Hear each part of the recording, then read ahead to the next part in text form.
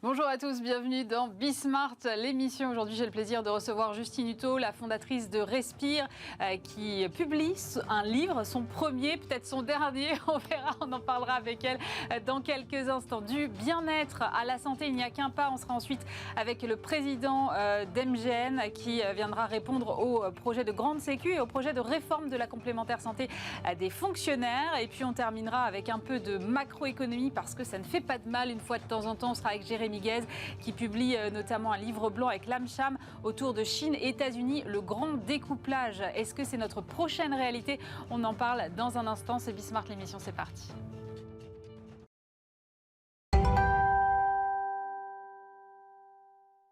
Et pour commencer cette émission, aujourd'hui, je reçois Justine Hutto. Bonjour. Bonjour. Justine, fondatrice de Respire. Vous publiez Rêver, oser, se dépasser, 10 clés pour prendre confiance en soi et passer à l'action. C'est aux éditions Marabout. Oui.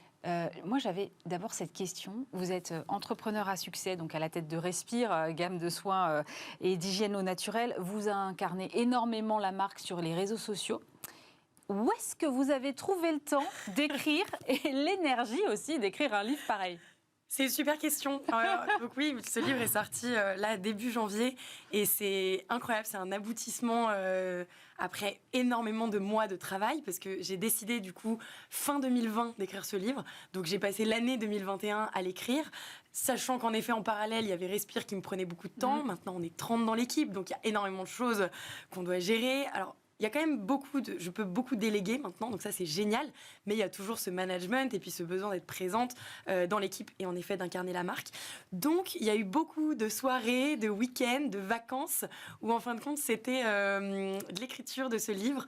Et puis en fait ce qui était génial, c'est que finalement, ça m'a permis de faire un travail aussi d'introspection, de prendre du recul, de mettre sur papier, de trouver des mots en fait pour expliquer ce que je ressentais, et puis de retracer un peu aussi mon parcours, de voir ok, du haut de mes 27 ans, j'ai une courte vie, mais finalement, j'ai fait déjà plein de choses, j'ai appris plein de choses, et surtout, j'ai rencontré énormément de personnes qui m'ont donné tellement d'énergie, qui m'ont tellement inspirée, que c'est ce que j'ai eu envie de transmettre dans ce livre.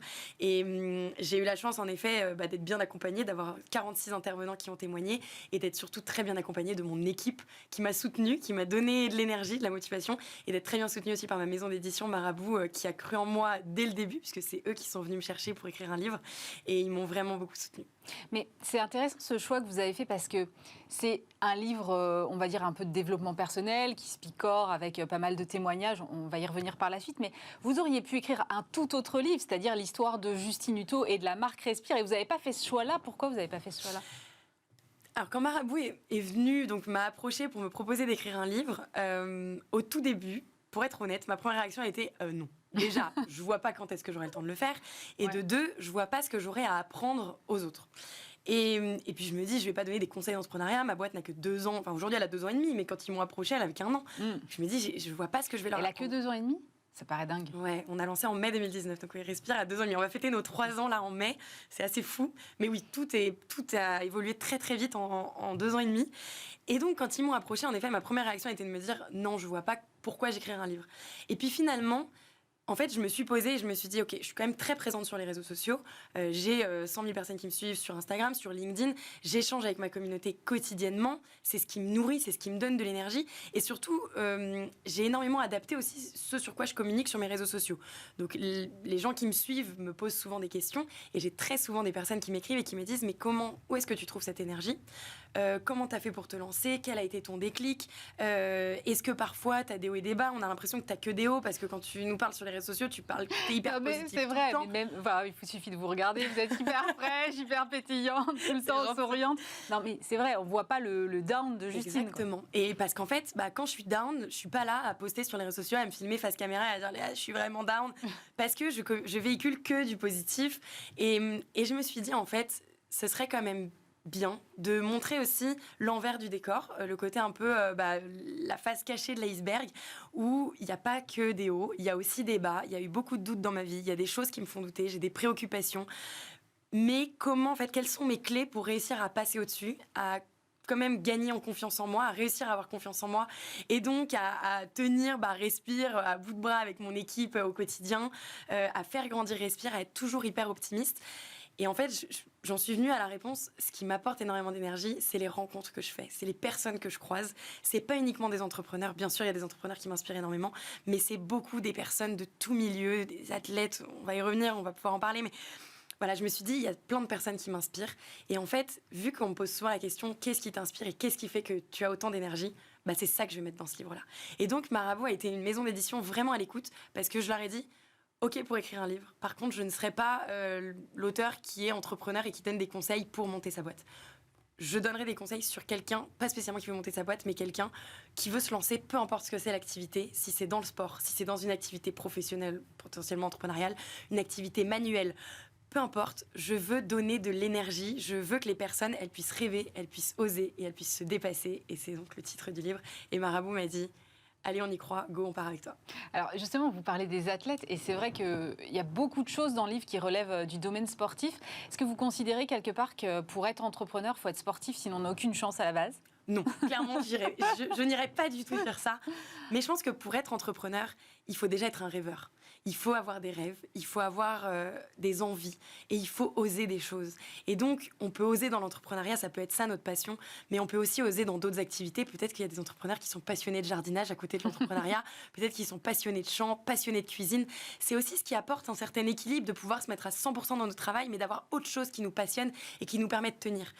Et en fin de compte, moi, la course à pied, j'en parle beaucoup puisque c'est ce sport qui m'a donné confiance en moi. J'ai commencé à courir, j'avais 22 ans. Je détestais la course à pied. Alors, moi, je déteste toujours. J'ai essayé, mais je déteste toujours. Oui, mais il ne faut pas perdre espoir parce qu'on peut toujours se mettre à aimer la course à pied. En fait, je n'aimais pas ça. Je me disais, mais comment les gens font-ils pour courir 3 km, 5 km, 10 km, et puis un jour courir un marathon et pas cracher leurs poumons. Et donc, je me suis simplement mise à courir, j'ai essayé. Et en fait, c'est là que j'y ai trouvé ce goût en fait de l'effort, de se dire le plus dur c'est de mettre ses baskets, mais en fait quand on va courir, oui, je vais être crue, mais on en gît. Clairement, il y a des moments qui sont super difficiles, mais une fois qu'on a terminé et qu'on a atteint notre objectif, ok, j'étais partie pour courir 5 km, je les ai courus ces 5 km, on se sent bien. Et surtout, moi quand je me suis inscrite à des courses et que j'ai couru mes premiers semis, mes premiers marathons et ensuite mes ultra-trails, en fait, juste d'être capable de me fixer ces objectifs, de passer ces lignes d'arrivée, même si j'ai eu beaucoup de hauts et de bas, notamment pendant un marathon à 42 km, on passe par des émotions incroyables. Forcément. Mais le moment où on passe cette ligne d'arrivée, c'est un bien-être incroyable qui est indescriptible, où en fait on se dit je suis capable d'y arriver, je peux y arriver. Et donc on prend énormément confiance en nous à ce moment-là. Et c'est là que je me dis, nos seules limites, c'est celles qu'on s'impose. On peut se fixer des objectifs et on peut aller toujours plus loin. Et donc, faire du sport, moi, courir énormément, c'est ce qui m'a donné confiance en moi et c'est ce qui m'a fait réaliser à quel point je suis capable de me fixer des objectifs, du coup professionnels, atteignables, mais toujours plus élevés. Et en fait, je pourrais toujours aller plus loin comme ça parce que je vais avoir mon plan d'entraînement, je vais avoir mon plan pour l'atteindre, comme en sport, et finalement, je vais atteindre ces objectifs-là. Vous dites aussi qu'il faut quand même penser à prendre du temps pour soi, à récupérer, ne pas négliger le sommeil. Et on a quand même du mal à imaginer que ce soit conciliable finalement avec une vie sportive, professionnelle, familiale. Comment est-ce qu'on arrive à concilier tout ça ? Parce que c'est pas... Sur le papier, c'est nickel, c'est vrai, mais comment il faut dire, là, je me réserve un planning dans mon agenda pour dormir ? Enfin, comment on fait ? Non, je ne me mets pas encore des créneaux dans mon agenda pour dormir, mais c'est en fait trouver ce bon équilibre. Pour moi, avoir un bon équilibre, c'est la clé, clairement, de tout, pour être capable de tenir sur la durée. Et donc, ça passe par s'efforcer. En fait, quand on est entrepreneur, on a sans cesse en tête que tout le temps qu'on va mettre dans notre travail, c'est du temps gagné, en fait. Donc, on pourrait... c'est pour ça qu'il y a plein d'entrepreneurs qui se disent « Mais moi, je travaille jour et nuit, j'y vais à fond, et puis c'est le moment de ma vie. » Ok, sauf que moi, j'aurais pas été capable de tenir comme ça. Au tout début de Respire, je me souviens avec Thomas, donc je me rappelle, on est deux vraiment cofondateurs. Ouais. Thomas est là depuis le début avec moi. Et en fait, on était tous les deux à fond dans ce projet-là. Et on a réalisé que, waouh, c'est difficile à un moment de couper et de se dire, là, il faut que je prenne un peu de temps pour moi parce qu'on va pas tenir sur la durée. Et donc, on s'est imposé de couper le soir à 21h max. Hop, on tourne le téléphone, on regarde plus nos notifications et on prend du temps pour soi, on chill, on regarde la télé, on va dormir, on se repose. Moi, finalement, j'ai appris à me connaître aussi à travers le sport, mais j'ai appris à me connaître à travers le travail. Et j'ai réalisé que pour avoir énormément d'énergie et être en pleine forme, il faut que je dorme entre 7 et 8 heures par nuit. Si je dors moins de 7 heures, clairement, je suis KO. Alors, je peux l'enchaîner quelques journées parfois où j'ai plein de choses. quand je faisais pour le coup des respire tours et que j'allais dans toutes les grandes villes de France, puis qu'en même temps j'allais sur plusieurs plateaux avec des interviews, de la télé, en fait je courais partout et donc oui, je dormais moins. Mais il fallait que ce sommeil soit quand même récupérateur, donc je me forçais de bien couper, de ne pas être en train de traiter mes mails juste avant de m'endormir. Et en fait, c'est juste s'imposer ces moments-là. Et il faut s'imposer ces moments-là pour se reposer, mais il faut aussi trouver son équilibre. Et donc, qu'est-ce qui nous apporte du bien ? Pour moi, c'est faire du sport, c'est aussi voir ma famille, c'est aussi voir mes amis.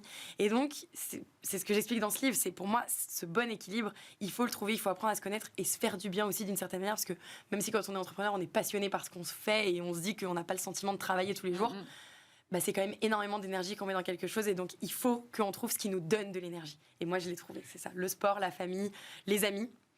Et puis, il y a encore une chose aussi que je dirais qui est hyper importante, c'est d'apprendre à dire non. Et ça... C'est pas facile, ça. C'est très difficile. Ça, clairement, au tout début de Respire, je me souviens, j'ai été sollicitée de partout. Vraiment, les personnes me contactaient, me proposaient d'aller faire, des interviews, d'aller finalement distribuer mes produits dans la grande distribution, d'aller faire tout type de choses. Et j'aurais pu m'éparpiller partout. Mais en fait... j'ai réalisé qu'il fallait que je sois capable de dire non. Alors au début, je culpabilisais énormément. J'étais là, mais j'ai refusé une école de commerce qui me propose de venir pitcher, d'aller rencontrer les étudiants. Il faut absolument que j'y aille. Mais en fait, c'était impossible de le caler dans mon emploi du temps. Et puis surtout, ça allait me demander beaucoup d'énergie. Et donc, c'est être capable de prioriser et se dire qu'est-ce qui est le plus important, où est-ce que je dois mettre mon énergie. Et donc être capable de dire non et voilà, étaler les choses et pas dire oui tout de suite ou alors oui peut-être, mais je le ferai plus tard. Et ça, c'est un vrai travail. Et je l'ai fait, j'en parle dans ce livre avec notamment mon coach, Jean-Philippe Détender, qui est un coach en management qui m'accompagne depuis le tout début de Respire et qui m'a accompagnée dans beaucoup une philosophie de vie, plus qu'une organisation de travail en fait, mais plus pour accepter que je suis moi-même, je suis Justine. Et en fait, oui, j'ai ma vie où je suis entrepreneur. Oui, j'ai ma vie où je représente, j'incarne complètement la marque. J'ai ma vie de Justine sur les réseaux sociaux. J'ai ma vie où je suis Justine, dans la vie perso. de mes amis, dans la vie perso. Et en fait, il faut pas que je culpabilise quand je suis en train de faire une chose et que je suis pas dans une autre de mes vies, entre guillemets. Il faut vraiment que je compartimente. Et pour le coup, quand je rentre chez moi, je suis juste moi-même. Et personne n'a besoin de moi. Je coupe. Et en fait, il m'a énormément aidé à compartimenter les différentes sphères de ma vie et les différents endroits dans lesquels je mets mon énergie. Et ça m'a fait un bien fou de réaliser ça. Et aujourd'hui, j'ai plus besoin de compartimenter, de mapper et de me dire, OK, là, maintenant, je suis sur le plateau de Bismart et je suis pas ailleurs. Mais en fin de compte, ça se fait naturellement. Et juste, je culpabilise plus parce que je suis plus ailleurs. Vous avez interrogé, effectivement, vous parliez de votre coach, mais il y a beaucoup, beaucoup de témoignages dans ce livre. Des personnalités sportives, des coachs, des entrepreneurs. Il y a une cinquantaine, je crois, au total, de gens que vous avez interrogés. Comment est-ce que vous les avez sélectionnés, ces gens-là ? En effet, j'ai 46 intervenants dans ce livre et c'était une volonté donc pour moi d'aller chercher les personnes qui m'ont inspirée. Je voulais des personnes donc les personnes qui m'ont inspirée. Donc déjà, je pense que j'ai une liste énorme de personnes qui m'ont inspirée, de personnes que je connais un peu, que j'ai déjà croisées et qui accepteraient potentiellement de témoigner dans mon livre. Et puis ensuite, des personnes, je voulais de tout âge, de tout milieu, parce que ce que je veux, c'est que le lecteur il puisse aussi s'identifier. Peut-être qu'il n'est pas entrepreneur et du coup il s'identifiera peut-être moins à moi, mais peut-être qu'il est sportif et du coup il s'identifiera dans ma passion pour la course à pied, mais peut-être qu'il est cuisinier et du coup il s'identifiera dans Alexandre Couillon qui témoigne, qui est un chef qui a 2 étoiles aujourd'hui à son restaurant et qui est parti de rien. C'était une brasserie qui était vide les soirs d'hiver et en fait il a travaillé hyper dur pour gagner cette première étoile, pour devenir un restaurant gastronomique. Et donc j'ai voulu partager les témoignages de toutes ces personnes qui ont eu un parcours de vie pas linéaire. Je veux montrer, c'est jamais simple en fait. Mais ils ont eu un rêve et ils ont dû, pour concrétiser, ils ont dû passer par des phases très compliquées. Et tout le monde peut y arriver finalement. Et donc, en effet, ça passe par un cuisinier, ça passe par Vianney, le chanteur, donc lui qui chantait ses chansons avec sa guitare dans sa chambre. Et comment il a fait pour un jour chanter devant tout le monde, c'est incroyable. Finalement, il est devenu le Vianney qu'on connaît tous, qu'on voit sur le plateau de The Voice. Et c'est génial. Et j'ai souhaité aussi avoir des athlètes, puisque les athlètes me passionnent complètement. Les athlètes, ils ont un objectif de vie, c'est d'aller chercher la médaille d'or. Et donc, cet objectif de vie, ils le gardent, mais vraiment en ligne de mire. Et pour ça, ils travaillent très dur, ils font énormément de concessions. Mais alors, ils font énormément de concessions pour cet objectif, mais en même temps, ils sont obligés de trouver leur équilibre, parce que leur corps, c'est leur machine qui va les emmener jusqu'à cette médaille d'or et il ne faut pas qu'ils craquent. Donc, ils doivent aussi trouver ce bon équilibre pour être capables de récupérer, de permettre à leur corps de récupérer. Et donc, cette philosophie-là me plaît et c'est ça que je voulais aussi transmettre dans ce livre. C'est difficile comme question, mais lequel de ces témoignages vous a le plus marqué ?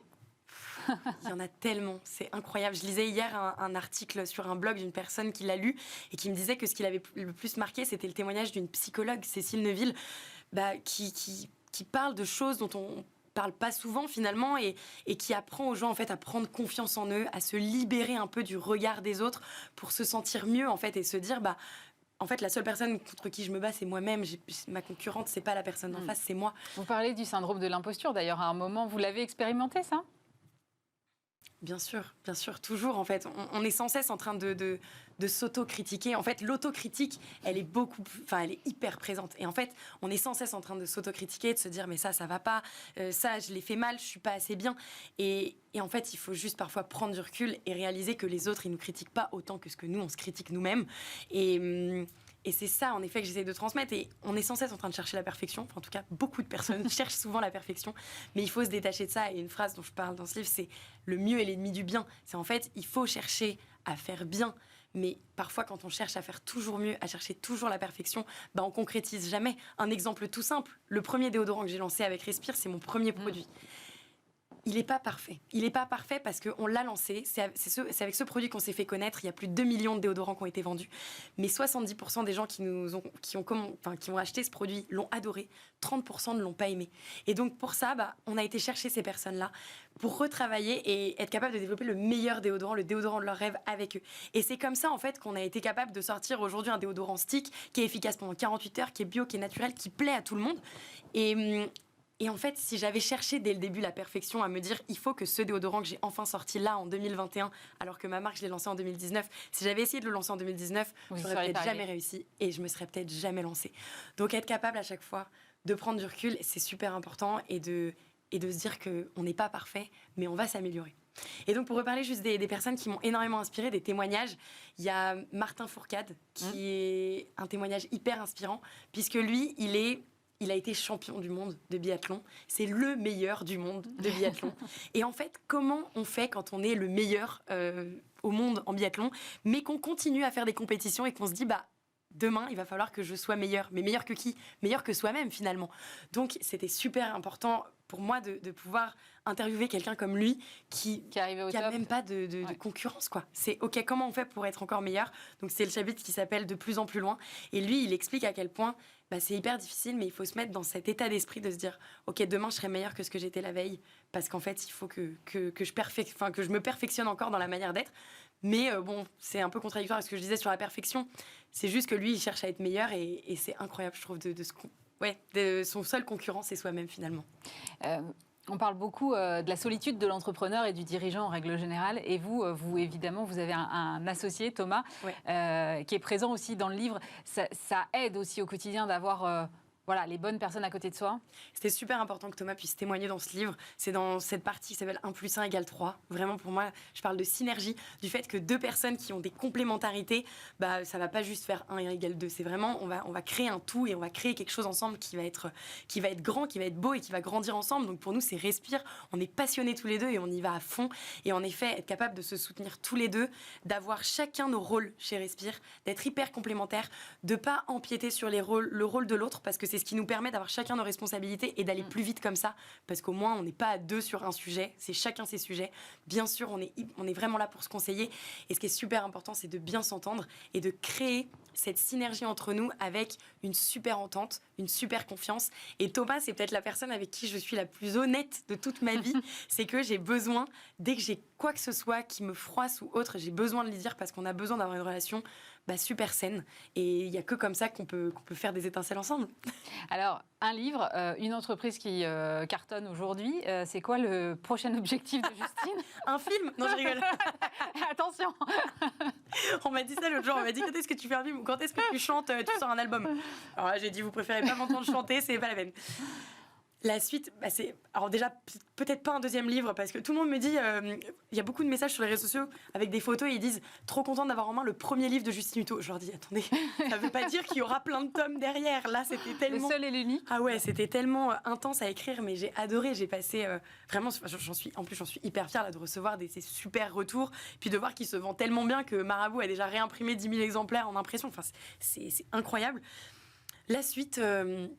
Faire grandir Respire, ça c'est un de mes sujets principaux. Respire, j'ai une Ça reste vision, la priorité. C'est ma priorité, bien sûr. Et le livre, il sert aussi à Respire. Le but, bien sûr, je parle de Respire dedans, donc je fais aussi connaître la marque à travers ce livre. Et ma priorité, c'est Respire. Mon objectif, c'est que dans 100 ans, Respire soit encore là et qu'on en parle et que ce soit la marque qui est présente dans toutes les salles de bain de France, d'Europe et pourquoi pas du monde. J'ai envie de rêver grand. Je parle de rêver. Il faut rêver grand. Donc non, la priorité, c'est Respire. C'est d'avoir une marque qui est toujours saine, avec des bons produits et donc continuer de faire grandir cette gamme de produits. Et aujourd'hui, on est sur plein de catégories, le déodorant, le shampoing, le dentifrice, le skincare, mais on peut aller dans ces catégories. Il y a encore plein de produits à développer que notre communauté attend, donc il y a beaucoup de travail là-dessus. Faire grandir l'équipe, s'assurer que l'équipe se sente toujours bien chez Respire, et puis avoir une communauté qui grandit avec nous. Je parle beaucoup de la communauté dans ce livre, qui est hyper présente, qui m'a énormément aidée. Quand je me suis lancée dans Respire, j'avais déjà une petite communauté sur les réseaux sociaux qui me suivait pour ma passion de la course à pied. Et cette communauté, elle est là depuis le début. Elle a grandi. Elle me suit dans mon parcours entrepreneurial. Elle co-crée les produits avec moi. Donc vraiment, tous les produits Respire ont été développés avec eux. Donc ils font partie de l'équipe. Et c'est eux qui créent ce bouche à oreille, qui parlent de la marque. Et là, j'ai eu l'occasion de les rencontrer cette semaine. J'ai fait une séance de dédicace à la Maison Respire. Je me souviens, j'ai dit à ma maman, mais viens, on n'a pas beaucoup l'occasion de se voir. Donc viens, ça va être sympa. T'inquiète, il n'y aura pas trop de monde. C'était blindé. Il y avait la queue. Je signais des livres. Et j'étais énormément touchée de voir à quel point la communauté, elle est présente. Elle est là. Elle nous soutient dans toutes les sphères de Respire, mais aussi dans mon livre. Et donc faire grandir cette communauté et surtout être toujours là pour eux avec beaucoup d'humilité. Ce que je veux, c'est qu'on reste une marque hyper humble et qu'on reste vraiment proche de notre communauté. Merci beaucoup, Justine Hutto. Je rappelle votre livre « Rêver, oser se dépasser ». C'est aux éditions Marabout. Merci, Justine. Merci beaucoup.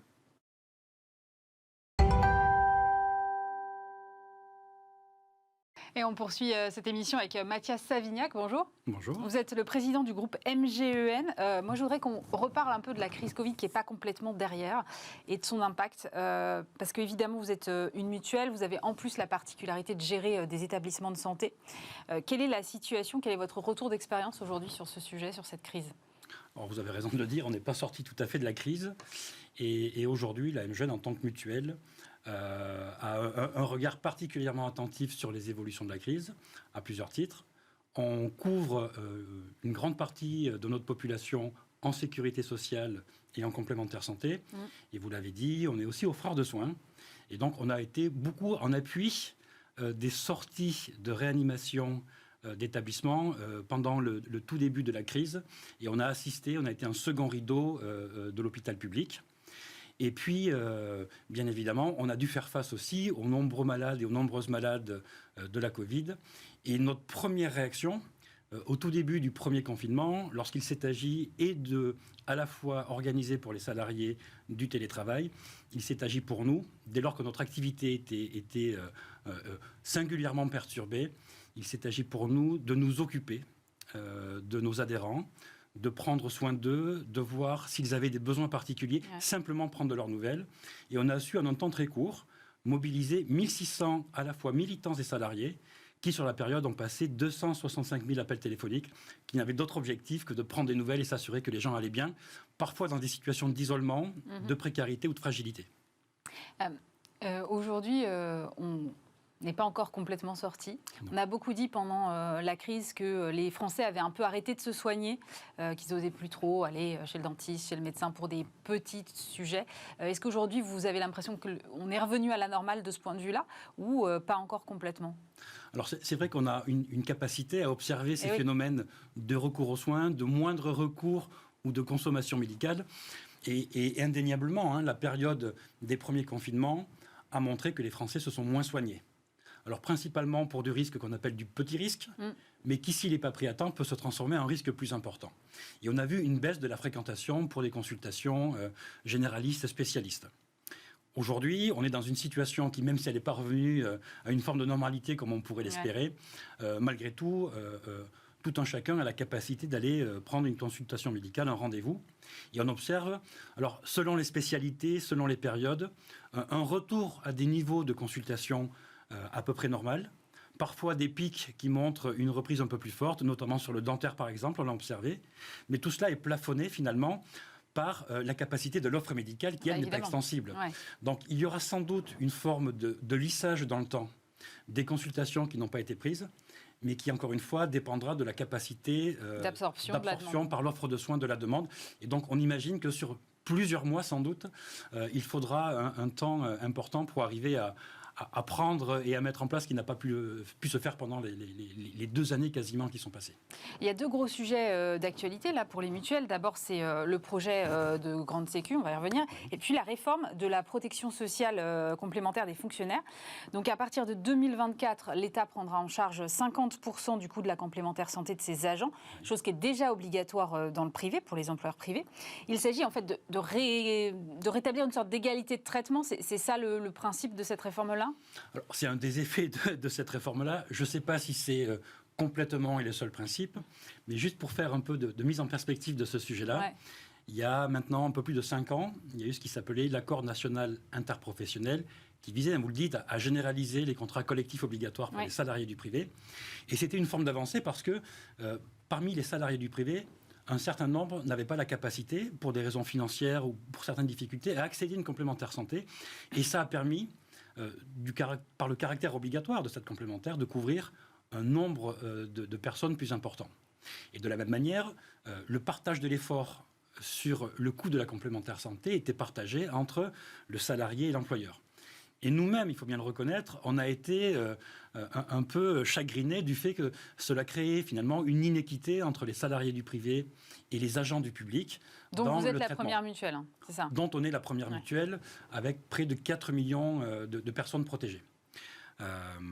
Et donc, finalement, cette réforme vise à responsabiliser l'État employeur sur la question de la santé de ses agents. Et donc, que cette responsabilisation passe par un partage du coût de la cotisation, on ne peut qu'être finalement positif sur cet aspect-là. Mais ce n'est qu'un des aspects. Ouais, qu'est-ce que ça change pour vous ? Parce que finalement, que ce soit l'employé, le salarié, l'agent qui verse sa cotisation, que ce soit moitié l'agent, moitié l'État, finalement, qu'est-ce que ça change ? Alors, ce qui change, 2 choses changent.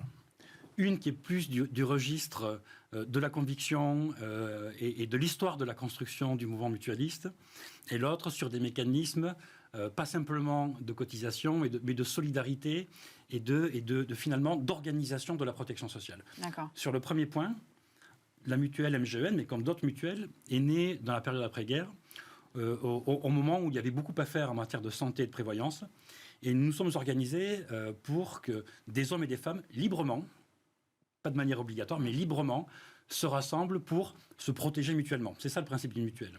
Ouais. On se protège de risques contre lesquels seuls on n'aurait pas beaucoup capacité à se protéger. Et là, on passe d'une logique donc individuelle, volontaire et facultative à une logique collective et obligatoire. Ouais. Alors vous allez me dire, ça change quoi ? Ça change du fait, par exemple, que dans une mutuelle, les adhérents eux-mêmes, s'inscrivant dans un processus démocratique de prise de décision, ont capacité à faire des choix pour insister sur tel aspect de leur couverture. Ils sont impliqués aussi dans la détermination du niveau de cotisation. Dans un contrat collectif obligatoire, c'est l'employeur qui décide des garanties et c'est l'opérateur qui, en fonction de ça, fixe le meilleur prix possible. Donc, je disais, philosophiquement, il y a une évolution. Et puis, lorsqu'on est une mutuelle et qu'on s'organise pour gérer la protection sociale d'une certaine manière, je parle de la MGEN, mais c'est vrai pour beaucoup de mutuelles de fonctionnaires, on ne couvre pas simplement le risque santé, on est aussi sur le versant de la prévoyance, par exemple le décès, l'incapacité, le complément de revenus en cas d'arrêt de travail. Et la prévoyance n'est pas prise en compte dans la réforme. Exactement. À ce stade.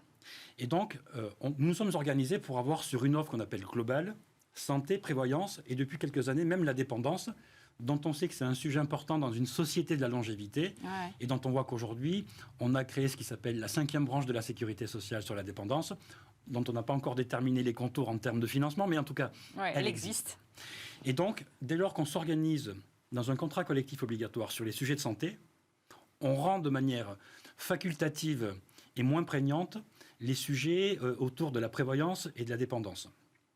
Et de la même manière, un contrat collectif s'adresse aux actifs et ne s'intéresse pas du tout aux retraités. Or, dans l'organisation de nos solidarités au sein d'une mutuelle, on organise des solidarités entre les actifs et les retraités. On organise des solidarités entre les malades et les bien portants, entre les hauts revenus et les bas revenus.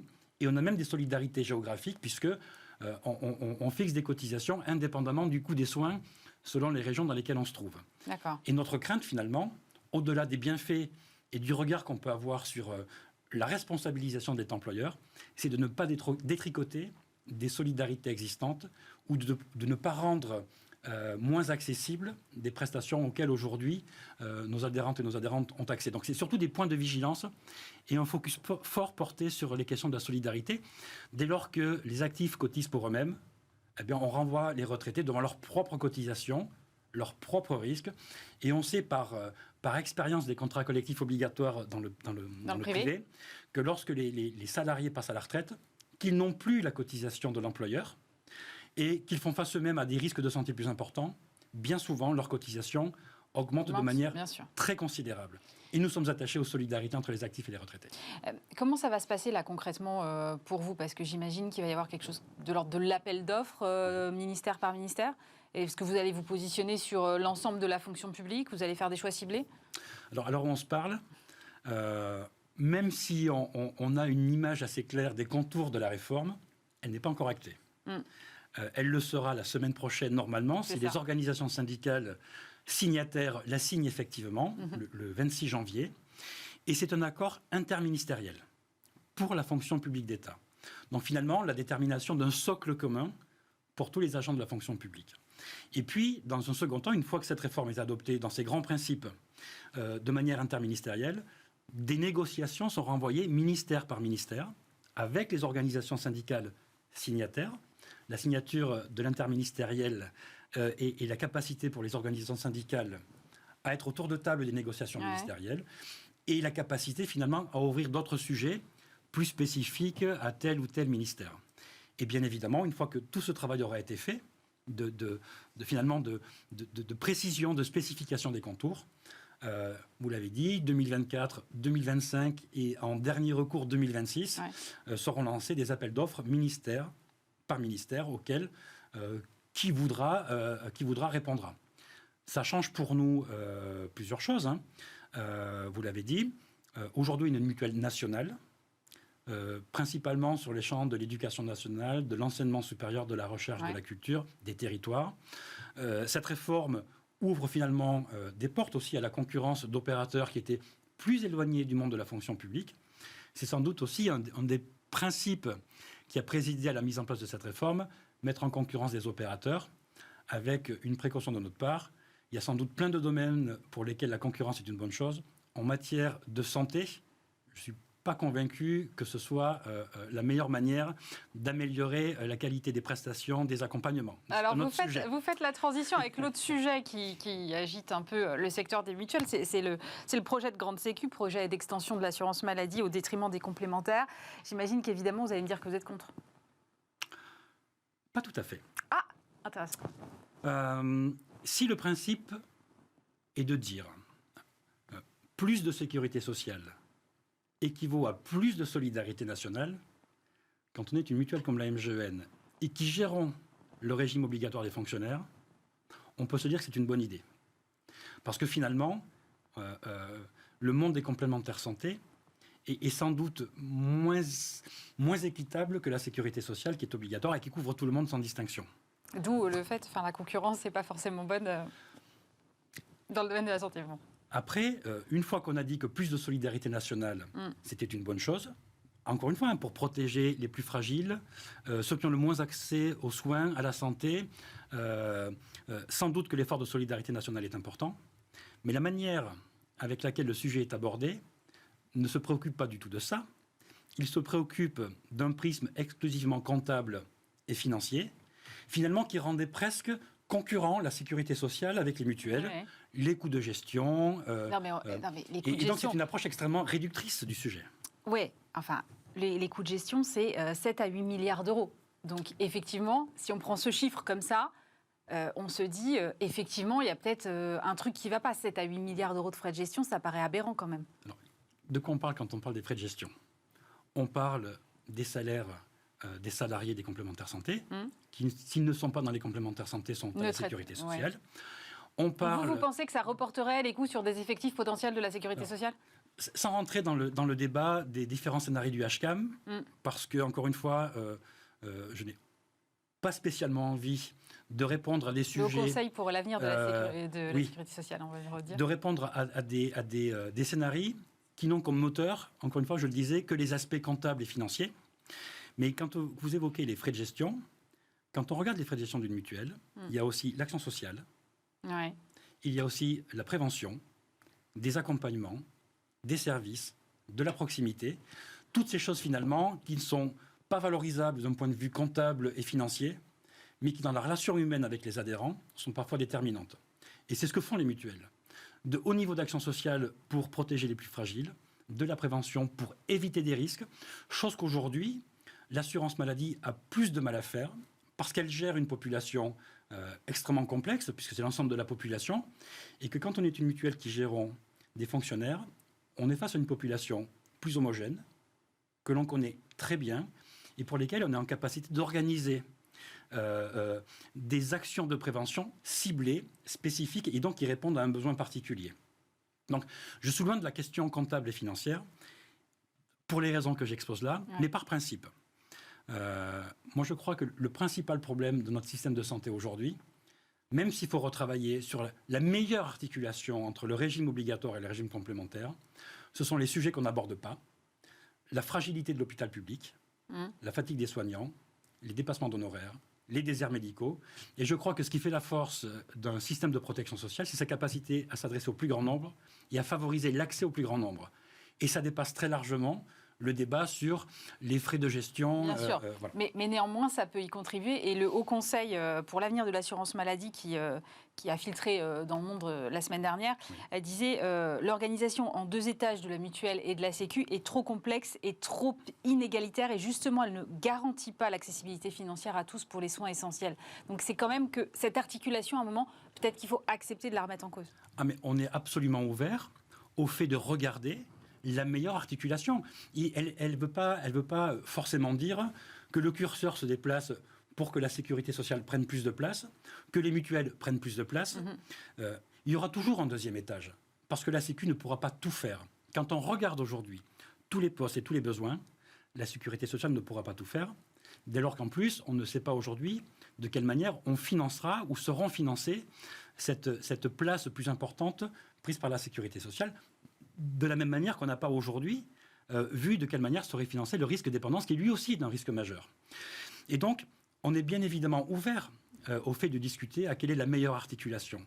D'ailleurs, on l'a toujours été, puisque depuis leur création, les mutuelles ont été capables d'innover dans plusieurs domaines de prise en charge, de prévention, et d'ailleurs des domaines qui ont eux-mêmes été repris a posteriori par l'effort national. Et donc, on a cette capacité aussi à expérimenter, à initier des choses et à pouvoir après les généraliser dès lors qu'elles ont apporté la preuve de leur utilité. Si vous voulez un exemple, il est très récent, il est très présent pour autant, le sujet de la santé mentale. Ouais. On a vu dans d'abord le projet de loi de financement de la sécurité sociale 2022 et dans la loi de financement de la sécurité sociale 2022 apparaître un sujet autour de l'accès à des consultations psy. Ouais. Et finalement, une enveloppe budgétaire afférente à ce sujet-là d'environ 50 millions d'euros pour l'ensemble de la population française. Eh bien, il y a 1 an de ça, la MGN, avec d'autres mutuelles et d'autres complémentaires santé, même des assureurs, on fait le choix, c'est ce qu'on appelle une position de place, on fait le choix de prendre en charge au premier euro, puisque la sécurité sociale n'intervient pas sur les consultations psy, de prendre en charge au premier euro 4 consultations par an à hauteur de 60 euros. On regarde aujourd'hui, avec plus de 9 mois de recul sur ce sujet-là, ce que ça a généré. Ça a généré pour la MGN 90 000 consultations. 43% de ces consultations concernaient des personnes de moins de 30 ans. L'enveloppe globale de ce sujet-là pour nous en année pleine, c'est 25 millions d'euros. On a consacré sur l'année 2021 25 millions d'euros. Sur la moitié de ce que pour notre population à nous.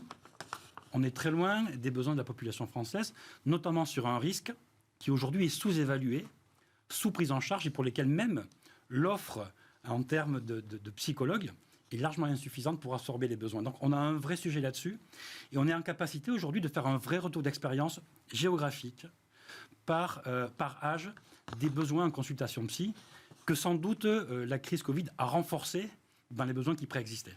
Merci beaucoup Mathias Savignac, président de MGEN. Merci d'avoir été avec nous.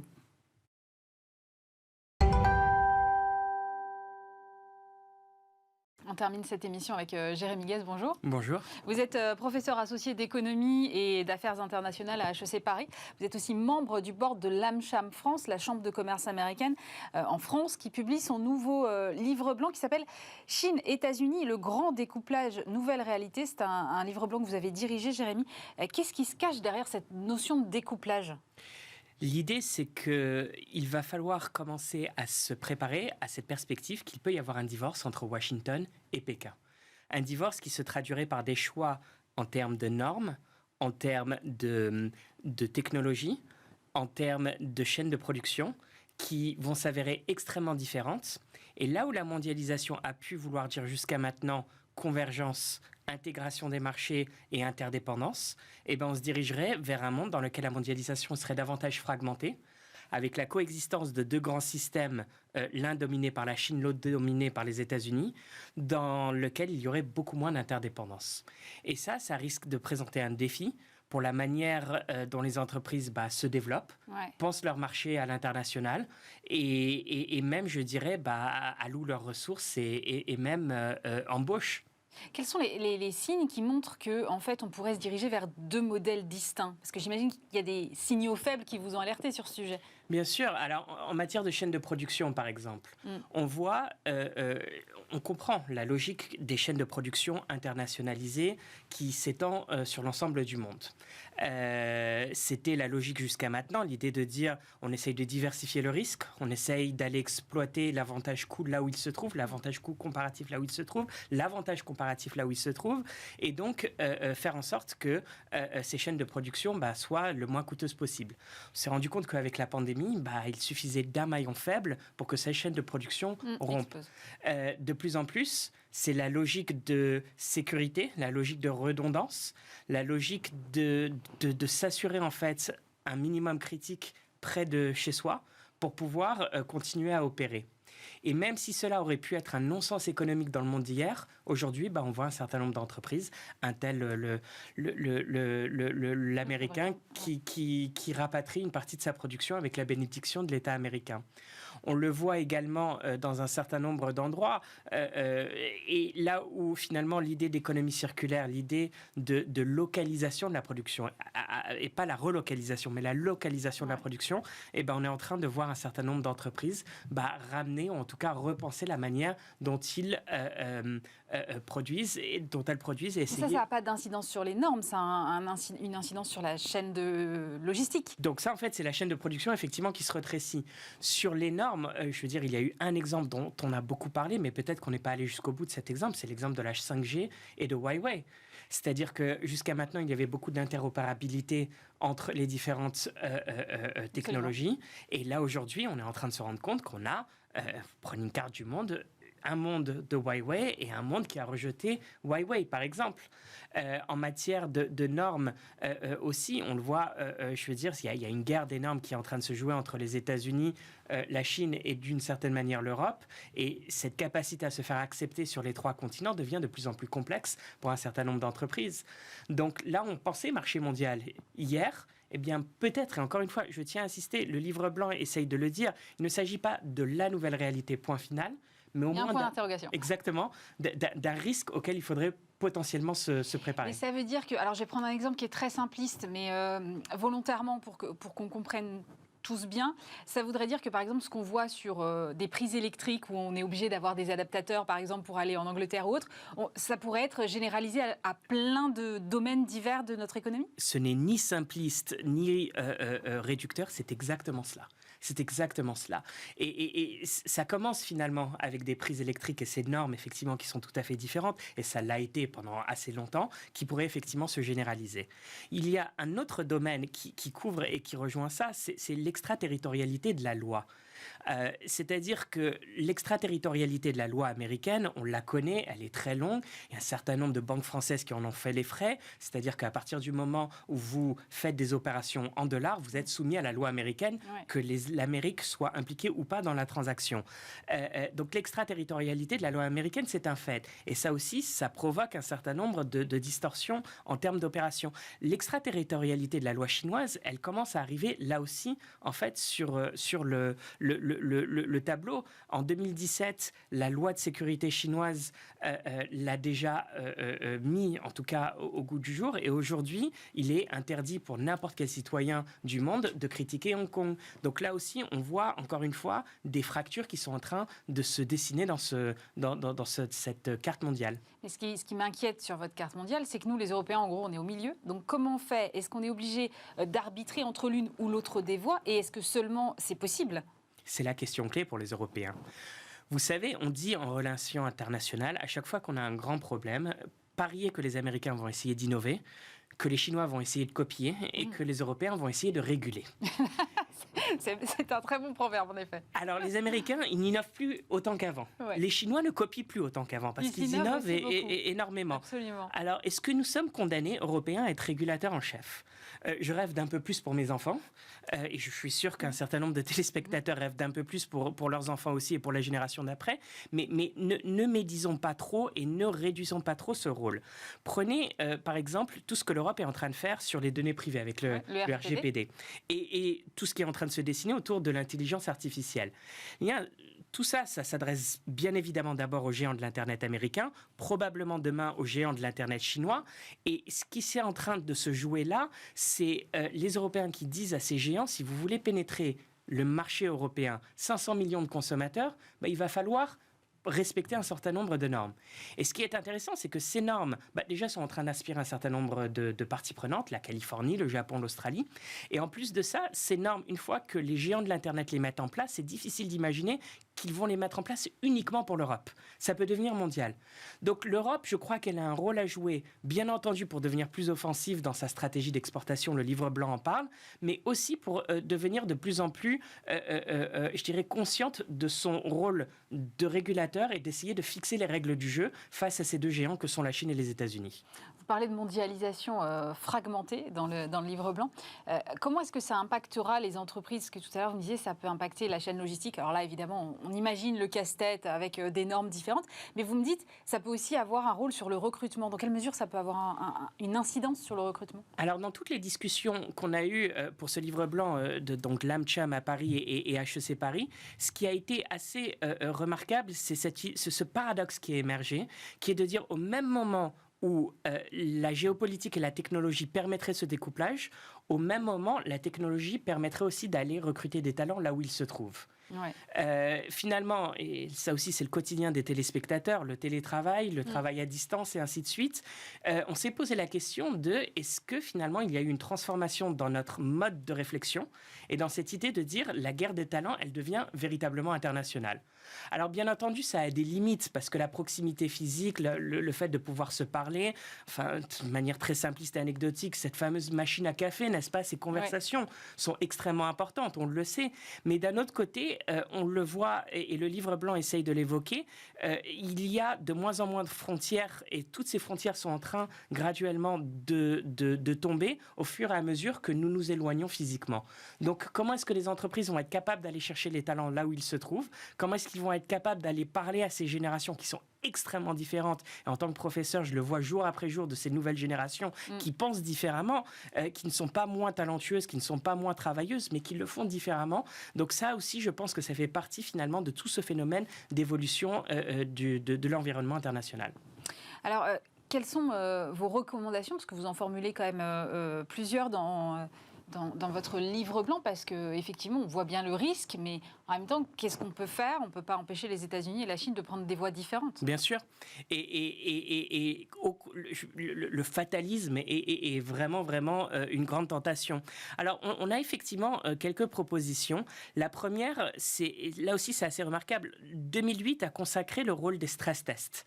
On a commencé à comprendre, et d'ailleurs même toute cette pandémie nous a mis face à cette idée, nous a rendu plus lettrés en matière de ce qu'était le risque non linéaire, que du jour au lendemain on pouvait se trouver confiné, alors qu'on ne s'y attendait pas 2 semaines avant. Nous a remis, je dirais, au goût du jour de l'exponentiel, comment la réalité peut changer de manière extrêmement rapide. Donc les stress tests seront bien, mais là on essaye de pousser la logique une étape plus loin, de dire est-ce qu'il y a une possibilité de test de résilience, c'est-à-dire ne pas manquer manquer d'imagination, essayer d'élargir les scénarios. Mais là, quand même, ça devient compliqué parce que jamais on aurait imaginé une pandémie mondiale, jamais on aurait imaginé un confinement, même si on s'était dit il faut qu'on pousse la logique très très loin, non? Bien sûr, mais peut-être qu'on peut en tirer des leçons. Par exemple, on parle, et à juste titre énormément, de changement climatique. C'est encore difficile, ou en tout cas l'incident climatique n'est pas forcément très concret dans nos esprits. Mais d'un autre côté, les risques de rupture qu'il pourrait engendrer et les risques je dirais, d'amener l'économie française et européenne à un arrêt total n'est pas négligeable. Quelles leçons est-ce qu'on peut tirer de ça? Comment est-ce qu'on arrive à continuer à opérer dans un monde dans lequel ces ruptures pourraient être de plus en plus prévisibles? Si la pandémie était une image finalement de ce qui nous attendait à l'avenir.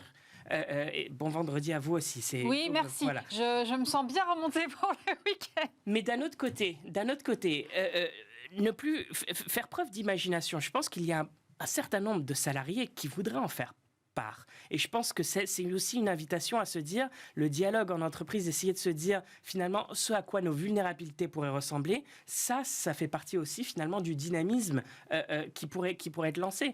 Parce que ça permettra de trouver des solutions, d'être innovant et d'enclencher un autre mouvement. Exactement. Un exemple que je trouve particulièrement remarquable, l'économie circulaire, il y a 3, 4, 5 ans, ça faisait partie finalement du marginal, ça faisait partie de ces idées qui étaient belles mais pas très applicables.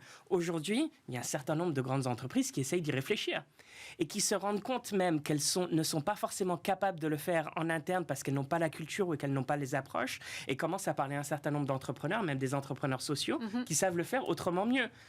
Là, il y a quand même une nouvelle dynamique qui se met en œuvre. Et donc, finalement, le découplage économique, la pandémie d'abord, le découplage économique et ce risque climatique pourraient mener à davantage d'innovation et à réfléchir de manière autrement plus ouverte. Je pense qu'une autre recommandation qui n'est pas loin de celle-ci, c'est de se dire on est dans un monde effectivement de plus en plus fragmenté, essayons de déterminer les dénominateurs communs. Donc ça, c'est une deuxième proposition. Qu'est-ce qui va finalement unir tous ces marchés? Est-ce qu'on va être en mesure d'avoir un dénominateur commun parmi tous les produits et d'essayer d'arriver finalement avec différentes couches pour des nouveaux produits qui soient déclinés selon les besoins, les attentes et les normes, bien entendu, régionales? Et je pense que de manière ultime, il va falloir qu'on parle d'Europe et de se demander, puis la présidence française de l'Union européenne sera peut-être, et bien entendu le débat autour de la présidentielle pourra être une bonne occasion, mais est-ce qu'on veut finalement d'une Europe un petit peu plus offensive pour réaffirmer un certain nombre de valeurs et pour aller exporter son agenda ailleurs? On est face à un clash de titans. Je pense que ce fatalisme-là nuit énormément à l'Europe et c'est quand même une région qui a su organiser la coexistence de géants d'hier qui causaient un certain nombre de guerres mondiales, et on s'en souvient. Cette gouvernance, je veux dire, ce n'est pas une valeur en l'air, c'est quelque chose qui pourrait stabiliser énormément de lieux de conflit demain. Mais on a beaucoup dit, on a franchi un grand pas justement sur l'Europe et sur la gouvernance de l'Europe avec la crise, plan de relance adopté très vite. On avait l'impression que pour une fois, tout le monde était d'accord assez rapidement. On a eu un peu l'impression que c'était un peu un feu de paille et que les choses se redélitent un peu de nouveau. Et c'est vrai que c'est difficile de mettre tous ces États autour de la table et de parce qu'ils ont des intérêts divergents. Donc comment est-ce qu'on fait pour justement que cette Europe soit plus offensive? Effectivement, vous parliez des États-Unis. Quand Donald Trump mettait des taxes anti-dumping, c'était à des niveaux stratosphériques par rapport à ce que peut faire l'Europe. Donc comment est-ce qu'il faut que nous aussi, on s'américanise, j'aime pas beaucoup ce terme, mais qu'on prenne un peu exemple sur les États-Unis et qu'on soit plus vindicatif, c'est ça que vous voulez dire? Plus vindicatif, je ne sais pas, mais au moins plus agressif dans l'exportation, déjà dans les exportations et dans l'exportation d'un agenda, je dirais. Et ce que vous dites est tout à fait vrai et remarquable. C'est un manque de leadership, en fait, au niveau européen. On a un président français qui donne ce discours cette semaine face au Parlement européen et l'opposition vient de l'opposition française, des députés européens français Français qui lui donne la réplique. C'est un président qui a autrement plus de crédibilité sur la scène européenne que sur la scène française. C'est un étrange paradoxe. On est bien loin finalement de ce moteur, ce fameux moteur historique franco-allemand, où est-ce que Emmanuel Macron, et lui-même, s'il se succède à lui-même, donc après mai, ou son successeur, ou sa successeur... Et puis il n'y a plus Angela Merkel de l'autre côté du Rhin. Exactement. Comment est-ce qu'on arrive à reconstruire tout ça ? Il y a un étrange débat qui est en train de se jouer à l'est de l'Europe, qui voit cette menace russe de manière assez remarquable. Ouais. Et le fait est qu'on l'a vu en Australie, quand il y a une menace stratégique, les alliés occidentaux ont davantage l'habitude de taper à la porte de Washington qu'à la porte de Bruxelles. Là aussi, il y aura tout un débat autour de l'autonomie stratégique qui est fondamental dans le découplage économique, qui est de dire finalement comment est-ce qu'on se dote des moyens de pouvoir peser dans ce débat et de pouvoir influencer les positions des deux grands géants. Merci beaucoup pour cet éclairage, Jérémy Guez. Je rappelle que vous êtes professeur associé d'économie et d'affaires internationales à HEC Paris et membre du board de l'AmCham France. Votre livre blanc, donc Chine-États-Unis, le grand découplage, notre nouvelle réalité, avec un point d'interrogation. On va garder un peu d'optimisme pour le week-end. Merci à tous de nous avoir suivis. Bismart, l'émission, c'est terminé. Mais évidemment, vous pouvez nous retrouver en replay sur bismart.fr et en podcast sur vos plateformes préférées. Lundi, vous retrouverez même lieu, même heure, Stéphane Soumier à cette place. Et nous, on se retrouve vendredi prochain. Passez un excellent week-end sur Bismart.